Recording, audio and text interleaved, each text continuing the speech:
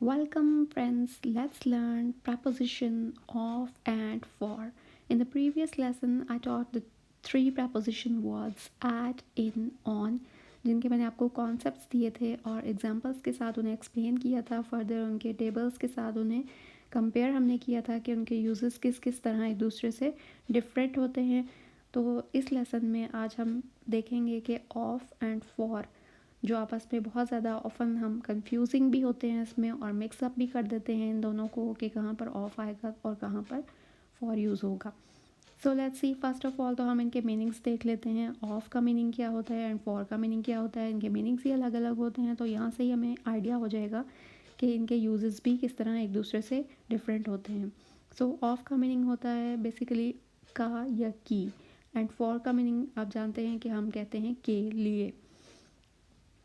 सो इनके हम formally concepts भी देखेंगे कि इनके यूजेस कहाँ कहाँ पर होते हैं, किस किस तरह होते हैं, और उसके बाद फिर हम उनकी एग्जांपल्स की तरफ चलेंगे. तो सबसे पहले हम देख लेते हैं कि ऑफ जो है इसके यूजेस कहाँ कहाँ पर होते हैं. The preposition of can be used in many different context. हम जानते हैं कि ये बहुत सारी डिफरेंट जगहों पर यूज़ होता है, but it can be use to help quantify. Basically जो है इसका मेन यूज़ वो ये क्वांटिफाई करता है टाइम, मेजरमेंट या लोकेशन को. क्वांटिफाई कैसे करता है उसमें हम देखेंगे कि ये जब हम किसी चीज़ की बात कर रहे होते हैं तो ये हमें उसकी क्वांटिटी के बारे में बताता है. टाइम की क्वांटिटी या मेजरमेंट की क्वांटिटी या लोकेशन जो है उसे वो स्पेसिफाई करता है. इसलिए हम इसे कहते हैं इस तरह से कि ये डिफरेंट कॉन्टेक्स्ट में यूज़ होता है. लेकिन ये इसको देख लेने से इसका कॉन्सेप्ट हमारे लिए क्लियर नहीं होगा.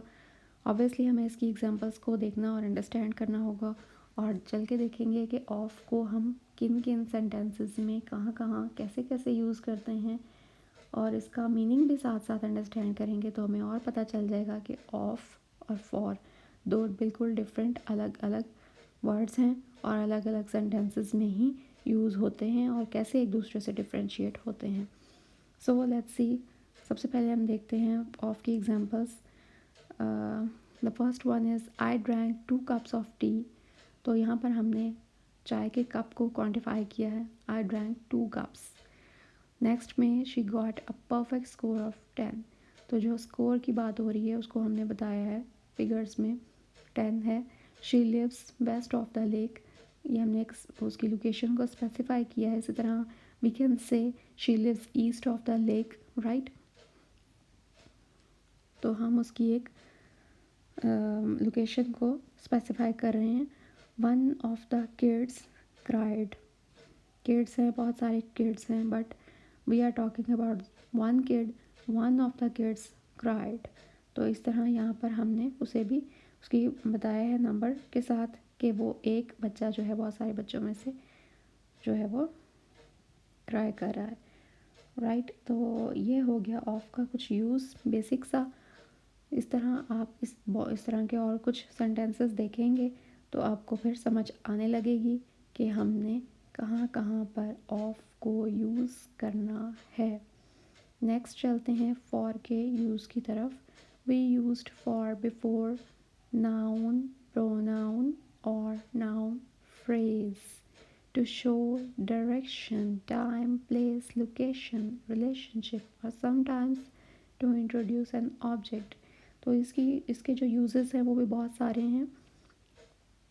नाउन प्रोनाउन से हम पहले से यूज़ करते हैं ज़्यादातर, और डायरेक्शन, टाइम, प्लेस इसमें भी है, जैसे कि हमने इन, ऑन और एड में देखा था.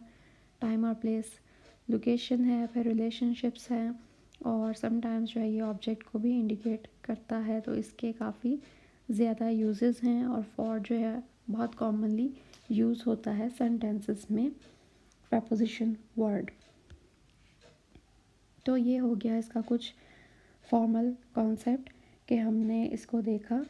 अब आपने ये चीज़ देख लेनी है कि ये सिर्फ टाइम के साथ नहीं आएगा, ये सिर्फ प्लेस के साथ नहीं आएगा, बल्कि लोकेशन के साथ भी आएगा, रिलेशनशिप्स के साथ भी आएगा, नाउन्स के साथ भी यूज़ होगा, ऑब्जेक्ट्स के साथ भी यूज़ होगा. तो बहुत सारे यूजेस हो गए इसके. तो चल के इनकी भी कुछ एग्जांपल्स देखते हैं और इसको अंडरस्टैंड करने की, क्लियर करने की कोशिश करते हैं. I am going for breakfast, right. तो हमने इसे ब्रेकफास्ट से पहले यूज़ कर लिया है. मैं नाश्ते के लिए जा रहा हूँ, तो यहाँ पर आप इसे उर्दू में भी समझ सकते हैं। नाश्ते के लिए जा रहा हूँ तो फॉर ही यूज़ होगा।